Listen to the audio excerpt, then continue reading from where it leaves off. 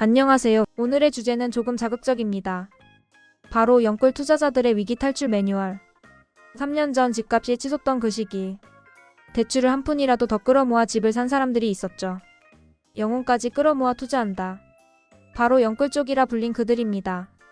하지만 지금 상황은 크게 달라졌습니다. 고금리, 집값 조정, 전세시장 불안까지 겹치며 영끌 투자자들은 심각한 위기에 몰려 있습니다. 과연 이들은 어떻게 이 위기에서 살아남을 수 있을까요?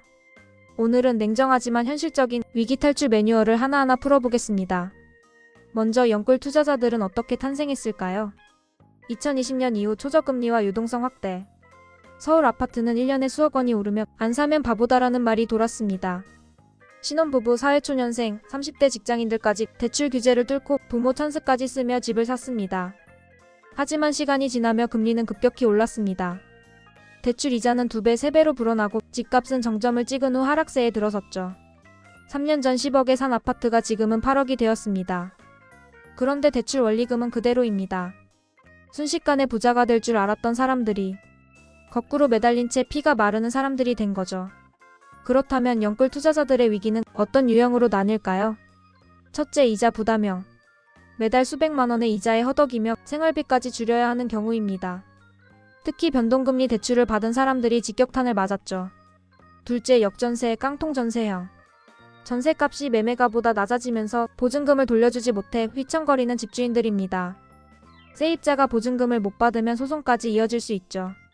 셋째, 매각 실패형. 집을 팔아 탈출하려 하지만 매수자는 나타나지 않고 가격은 점점 내려가는 경우입니다. 특히 수도권 외곽이나 신도시에서 이런 사례가 많습니다. 넷째, 심리 붕괴형. 주변 사람들은 집값 다시 오른다며 버티라 하고 은행은 상한 압박을 해오고 그 사이에서 정신적 스트레스로 무너지는 경우죠. 이 4가지 유형을 정확히 이해해야 탈출 매뉴얼을 제대로 세울 수 있습니다. 첫 번째 매뉴얼은 이자 폭탄 대응법입니다.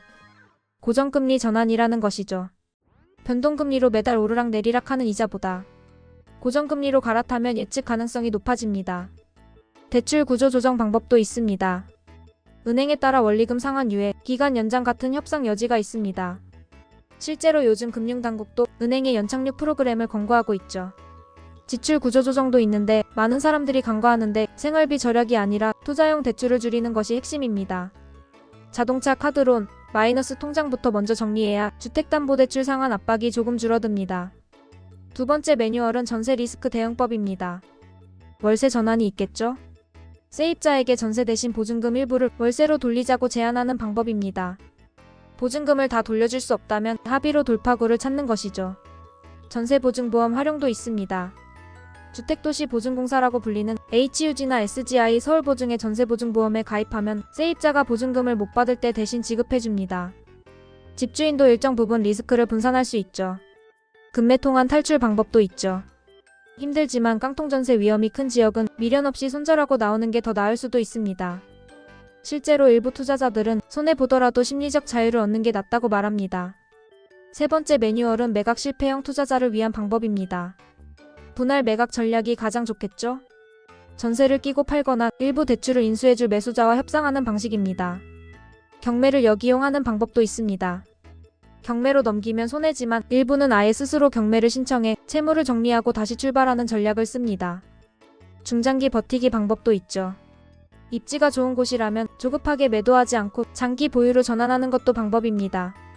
단 이 경우는 현금 흐름 관리가 반드시 뒷받침되어야 합니다. 마지막 매뉴얼은 심리 관리입니다. 영끌 투자자들의 가장 큰 적은 패닉입니다. 매일 뉴스를 보며 집값이 떨어진다고 좌절하고 주변에 버텨라, 지금 사야 한다 라는 소리에 휘둘리며 더 큰 실수를 합니다. 여기서 중요한 건 내가 무엇을 통제할 수 있고 무엇을 통제할 수 없는가? 이것을 구분하는 겁니다. 금리, 시장 가격, 정부 정책은 내가 바꿀 수 없습니다.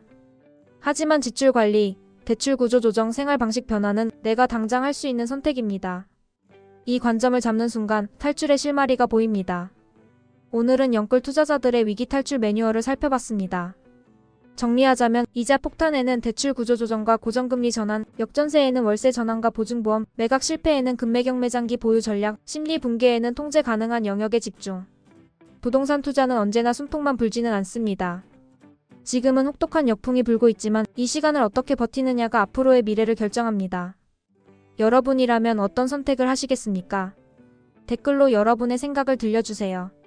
오늘도 끝까지 시청해주셔서 감사합니다. 다음 영상에서 뵙겠습니다. 감사합니다.